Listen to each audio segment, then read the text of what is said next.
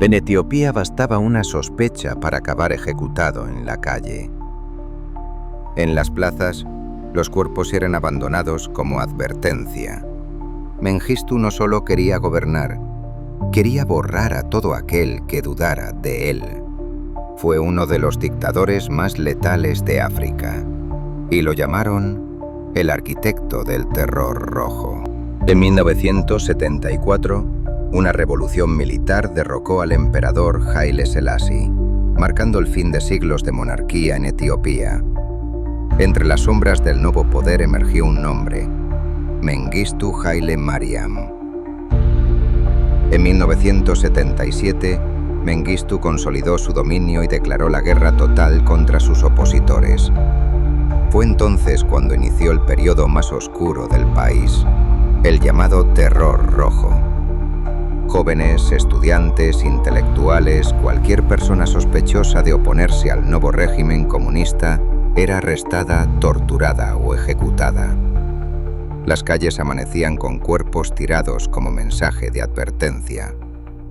Las familias debían pagar el precio de la bala con la que sus hijos eran asesinados. Mengistu no solo purgó a sus enemigos, también desató políticas fallidas de colectivización que causaron hambrunas devastadoras. Se estima que entre 500.000 y 1.5 millones de personas murieron durante su mandato. Algunas por hambre, otras por tortura, muchas sin juicio alguno. En sus discursos, lanzaba botellas llenas de sangre falsa contra el suelo, prometiendo que eso haría con los traidores, y lo cumplió. Mientras la comunidad internacional miraba hacia otro lado, Etiopía se desangraba bajo un régimen que eliminó a toda una generación. Mengistu cayó en 1991 y huyó a Zimbabue. Fue juzgado en ausencia por genocidio, pero hasta hoy vive en libertad. Imagina vivir en un país donde criticar al gobierno significa condenar a tu familia entera, donde millones murieron de hambre mientras el líder era venerado como un dios.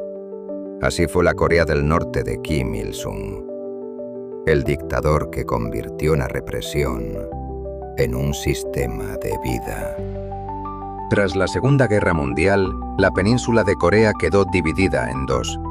En el norte, con apoyo de la Unión Soviética, emergió un hombre, Kim Il-sung, quien en 1948 fundó la República Popular Democrática de Corea. Su título era claro: el gran líder. Desde el inicio, Kim instauró un régimen autoritario basado en el culto a su personalidad. Sus retratos colgaban en todas las casas, sus discursos eran ley. Nadie podía cuestionarlo sin arriesgar su vida. Los opositores eran enviados a campos de trabajo forzado, conocidos por sus condiciones brutales, donde prisioneros y familias enteras eran esclavizados hasta morir. Bajo su mandato, la población vivió décadas de represión. La educación y los medios estaban diseñados para glorificar su figura y demonizar a sus enemigos. Pero la propaganda no pudo ocultar la tragedia. En los años 50 y 60, millones sufrieron hambre debido a la mala gestión económica y al aislamiento internacional. Para los 90, tras su muerte, se calculaba que su gobierno había dejado un saldo de entre 1,5 y 2 millones de muertes, resultado de hambrunas, represión y ejecuciones. Kim Il-sung no solo creó un estado totalitario, creó una dinastía. Su hijo Kim Jong-il y luego su nieto Kim Jong-un heredaron el poder absoluto, manteniendo el mismo sistema de control basado en el miedo. En vida fue venerado como un dios, pero la historia lo recuerda como uno de los líderes más implacables del siglo XX. El gran líder del hambre y del terror. Antes del Holocausto hubo otro genocidio, uno tan brutal que aún hoy muchos intentan negarlo. Ismail Enver Pasha, líder del Imperio Otomano, no solo perdió una guerra, fue responsable de la masacre de millones de armenios, griegos y asirios. El genocidio que el mundo prefirió olvidar. A comienzos del siglo XX, el Imperio Otomano estaba en crisis. Entre guerras, derrotas y decadencia, surgió un grupo de oficiales nacionalistas, los jóvenes turcos. Entre ellos, uno de los más ambiciosos era Ismail Enver Pasha. Enver se convirtió en ministro de guerra en 1913 y con la llegada de la Primera Guerra Mundial tomó decisiones que hundieron aún más al imperio. Pero lo más oscuro no ocurrió en el campo de batalla, sino dentro de sus fronteras. En 1915, Enver y sus aliados planearon la deportación y exterminio sistemático de la minoría armenia, a quienes acusaban de colaborar con los enemigos rusos. Familias enteras fueron expulsadas de sus hogares, hombres fusilados, mujeres y niños obligados a marchar por el desierto sin agua ni comida. La mayoría no sobrevivió, pero los armenios no fueron las únicas víctimas. Pueblos enteros de asirios y griegos pónticos también fueron masacrados bajo las mismas órdenes. Se estima que entre 2 y 3 millones de personas murieron en estos años de horror. El mundo lo supo. Los diplomáticos occidentales enviaron informes, los periodistas lo denunciaron. Pero las potencias estaban ocupadas con la Gran Guerra. Y el genocidio quedó impune. Tras la derrota del Imperio Otomano, Enver huyó al extranjero. Fue condenado a muerte en ausencia, pero nunca enfrentó un juicio. Finalmente murió en 1922 en Asia Central, combatiendo en una rebelión. Enver Pasha soñaba con restaurar la gloria del Imperio Otomano. Lo único que dejó fue un legado de sangre y uno de los genocidios más negados de la historia. En diciembre de 1941, Japón atacó Pearl Harbor y desató la guerra en el Pacífico. Pero detrás de ese ataque había un hombre, Hideki Tojo, primer ministro, general del ejército y símbolo del militarismo japonés. Bajo su mando, Asia se convirtió en un campo de batalla y millones de inocentes murieron en su nombre. Hideki Tojo ascendió en el ejército imperial japonés gracias a su disciplina y lealtad al emperador. En 1941 fue nombrado primer ministro de Japón y desde ese momento se convirtió en la cara visible de la guerra. Tojo apoyaba una visión radical. Japón debía dominar Asia. Para ello, ordenó invasiones brutales en China, Corea, Filipinas, Birmania. Donde llegaba el ejército imperial, llegaban también las masacres.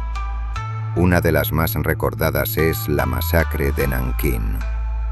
Decenas de miles de civiles fueron asesinados y miles de mujeres violadas. Los prisioneros de guerra tampoco corrían mejor suerte. Ejecuciones, torturas y trabajos forzados eran comunes. Bajo su liderazgo, el conflicto se extendió por todo el sudeste asiático y el Pacífico. Entre 5 y 8 millones de personas murieron. Civiles muertos por masacres, hambre, experimentos médicos y esclavitud en campos de trabajo. Tras la derrota de Japón en 1945, Tojo fue arrestado por las fuerzas aliadas. Durante su juicio en Tokio intentó asumir toda la responsabilidad para proteger al emperador Hirohito. Fue condenado por crímenes de guerra y ejecutado en 1948. En su país algunos aún lo recuerdan como un patriota, pero para el resto del mundo, Hideki Tojo fue el rostro de la devastación en Asia. Un hombre cuyo legado quedó escrito en millones de tumbas. Millones de tumbas. Fue rey de un pequeño país europeo, pero dueño de un territorio más grande que Europa occidental. Su riqueza se construyó con caucho, marfil y millones de cadáveres. Bajo su reinado el Congo se convirtió en un infierno en la tierra. Su nombre era Leopoldo II y lo llamaron el carnicero del Congo. En 1885, Leopoldo II de Bélgica se proclamó propietario personal del llamado Estado Libre del Congo. No era un país, era su negocio privado. La demanda mundial de caucho y marfil convirtió al Congo en una mina de oro. Pero para los nativos fue una pesadilla. Millones fueron forzados a trabajar bajo condiciones brutales. Los soldados coloniales exigían cuotas imposibles de caucho. Quien no cumplía, sufría mutilaciones. Brazos y manos eran cortados para sembrar el miedo. Familias enteras murieron de hambre, agotamiento o enfermedades. Otros fueron ejecutados como ejemplo. El Congo se transformó en un campo de trabajo gigante sostenido por el terror. Se calcula que entre 10 y 15 millones de personas murieron durante su reinado. Una de las mayores masacres de la era colonial. Mientras tanto, en Europa, Leopoldo era alabado como un filántropo, un rey que decía llevar civilización a África. La verdad era otra. Su riqueza estaba manchada de sangre. Bajo la presión internacional, Leopoldo cedió el Congo al Estado belga en 1908. Pero para entonces, millones ya habían muerto. Leopoldo II murió en su palacio rodeado de lujos. Nunca fue juzgado.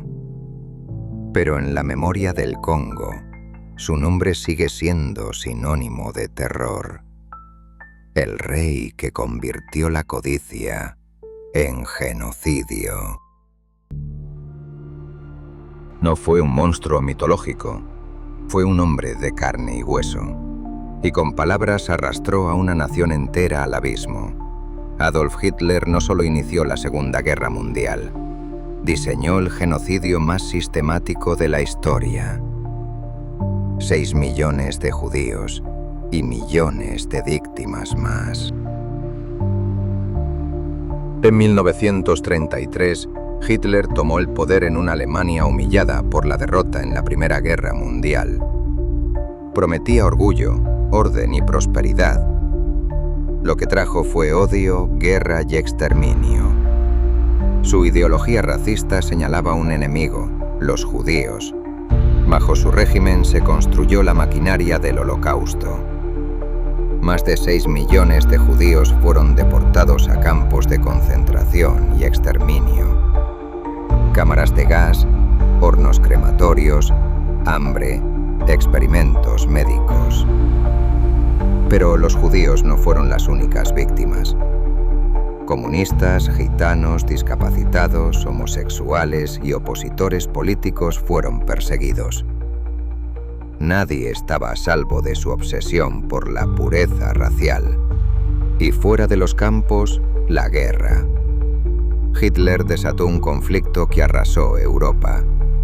Más de 17 millones de muertos, soldados, civiles, familias enteras atrapadas en bombardeos y batallas sin fin. En 1945, con Berlín en ruinas y el Tercer Reich derrotado, Hitler se suicidó en su búnker. Evitó ser juzgado, pero no evitó que la historia lo recordara como la encarnación del mal. Para algunos fue un líder carismático que devolvió el orgullo a Alemania. Para el mundo, fue el arquitecto del odio y de la muerte. Adolf Hitler, el nombre que aún hoy nos recuerda lo más oscuro de la humanidad.